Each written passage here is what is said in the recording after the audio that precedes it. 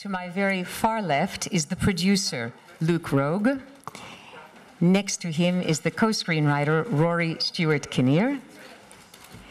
Next is someone we know in the Cannes Film Festival for many good reasons, the actor Tilda Swinton. In the middle, the director and co-screenwriter, Lynn Ramsay. Then the actor who plays Kevin, Ezra Miller.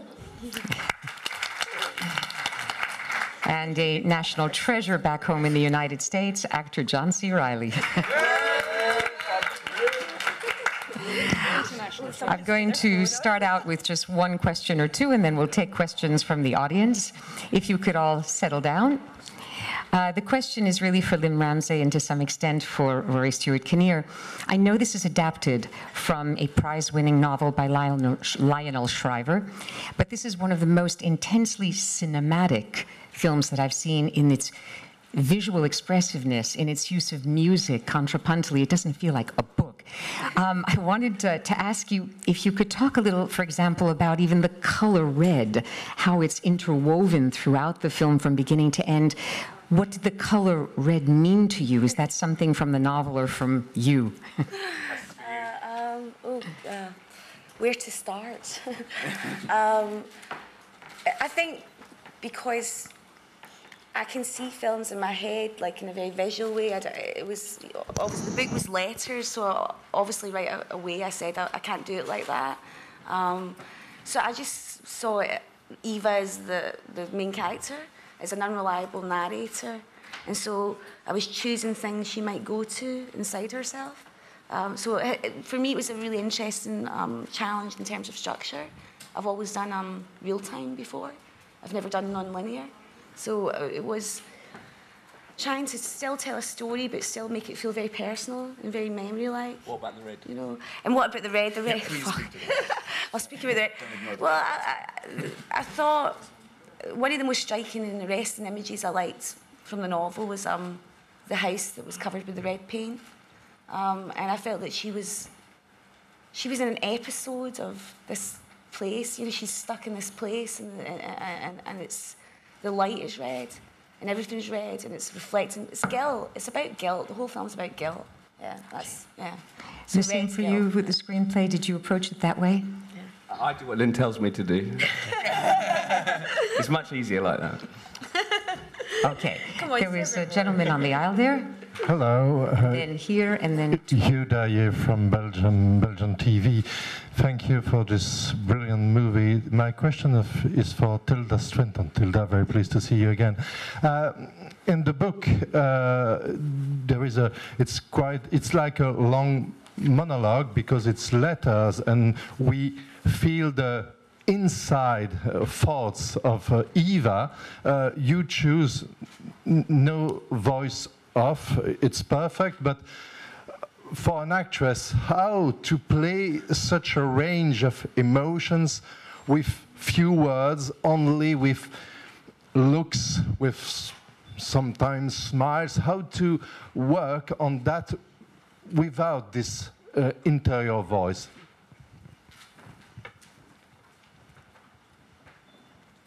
I'm just trying to think how it could have been easier. I think words in many ways makes looking at life really complicated in the cinema. I'm of the belief that cinema went downhill since people started talking in it.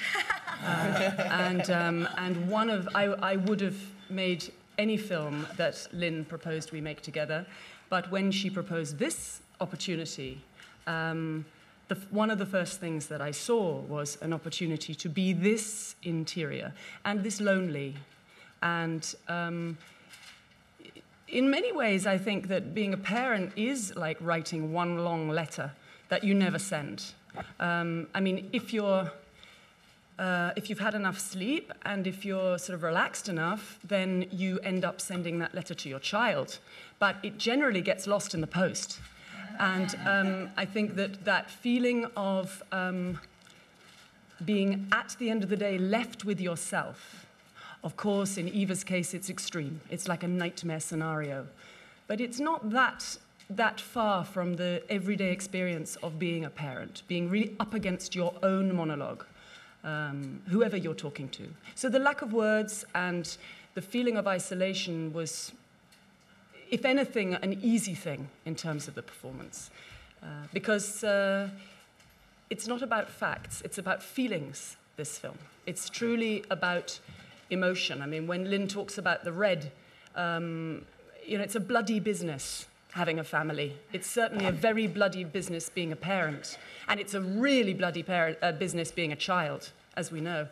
And I think that that feeling of being the only thing that you can really hear, being your own pulse, your own blood beat, is really kind of the emotional soundtrack of the film. Woman on the aisle, and then there were two questions right here. Hello, a question for Lynn Ramsey. Thank you very much. This is for Caracol Television and W Radio from Colombia. I wanted to know why were you interested about telling this story, maybe the other side of the story of shootings and massacres we can see on TV. Why were you interested about the human relations that lead to that? I think because families are so complicated, and certainly my own is as well. And I think I was attracted a little bit because my brother and my mother had a very difficult relationship. I mean, it was a completely different scenario from this. But you saw that my mother would always, no matter how badly that my brother would treat her, you know, she would always be there for him, even if she didn't like him sometimes, you know. And I saw that bond was a very complex one. And also, I'm at the age of thinking about having a child myself, and, you know, wondered some of these questions about responsibility, and also that sometimes a child's born and you just don't know who that child is. It's nothing to do with the mum and dad. Sometimes it's just they're that person, and I saw that in my own family certainly. And so I think when I read it, it appealed to me in that respect. Yeah. Okay, we had two here, one on the aisle, and then on the aisle at the back. Hi there, it's Charlotte Higgins from The Guardian. Hi. Hi, Charlotte.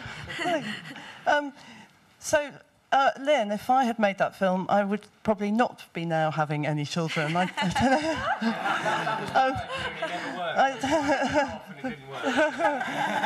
wonder how you feel about that.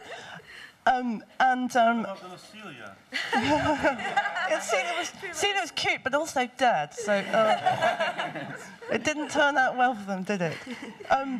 Perhaps slightly more seriously, I wanted to ask you, Lynn, we've had a really long wait, a frustratingly long wait to see a piece of work by you, and we're delighted to have seen it.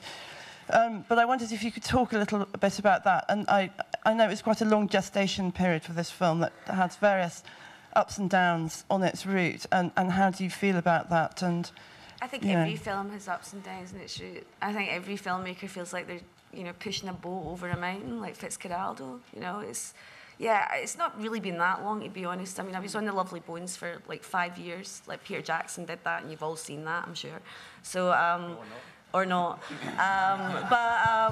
You know, I'm quite committed when I make a film, and I like to make it perfect. So, you know, if it takes a long time to do that, then I'd rather take that time to have a fucking good, excuse my language, a really good script in front of me that I know is going to work, and that's why it's taken so long. And also, I think I've made 3 films in my head, so like I say, it's a 7th film for me, so there's a lot of other ones in here. So, yeah, it's been a long time, but that's elastic time, you know. It's been 5 years in another film. I've actually spent 4 years in this, I think, from book to screen. That's okay, especially with dark subject matter in these times that's going to be bold like this. Pretty strong, you know, pretty hard to get the finance sometimes for things like this, but we did it. We did it. Thank you. It's not actually that long. No, so I think it sort of irritates me, this time thing sometimes, because you don't ask the guys that so much, I notice. Okay, there was one here, then there are 2 in the middle, then gentleman on the aisle, and then the gentleman behind. Got that? Farah Nayeri from Bloomberg. A question for Lynn Ramsay, actually a couple. Lynn, the book harps on a great deal about maternal ambivalence and the ambivalent feeling about the torn, mixed feelings about being a mother. Yes. And so much of the book is that. You haven't shown that too much. I mean, we see her being slightly creepy about other pregnant women, but you haven't dwelt on that. Why was that? And then the other question I had is, what's Lionel Shriver's reaction to the film? Well, books and films are very different. It's like that for a start. Yeah, but I think, you know, and obviously, you know, you can read between the lines, you know, in a book, you know, but I felt that I wanted to leave it up to the audience for Eva's character. I didn't want to make her just black and white. It's like, was she a bad mother? Was she not a bad mother? Was he a bad son? Was she, you know, so, you know, I approached it from that light. And Lionel loves the book, the film, I believe. So that's amazing. It doesn't often happen, actually, between a novel and a film, you know. So, but it's a very different thing. It's a very different thing. It's an emotional counter.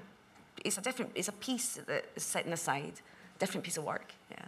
For those who don't know the book is very, very dense, and of course, as usual, there's so much that's not in the film, but I think it's maybe more representative to say that this film is inspired by the book. I'd say inspired more, and also that, you know, I was going very much on an emotional journey with Eva that's more about feeling and image and thoughts and sensations, and I think hopefully we've achieved that, you know. So the film's very different from the novel, yeah. But I think Lionel approves.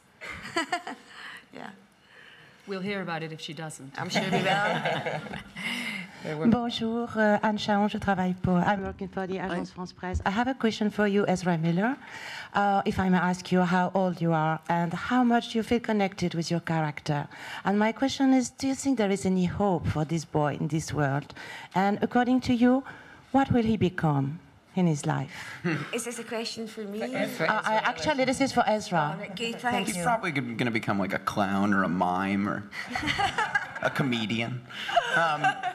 Or an actor. I see. What were the questions? I'm 18 years old.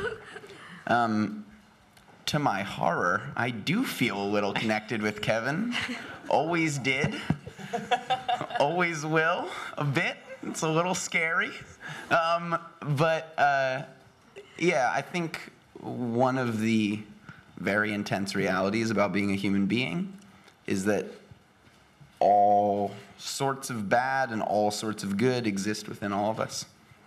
And yeah, my approach to the film was, and to the character, was just finding those parts of myself. I mean, yeah, the conditions and circumstances of a person's life are going to make them who they are. And so I could have been Kevin. That's a good title. I could have been Kevin. Yeah. A memoir. Gentleman on the aisle.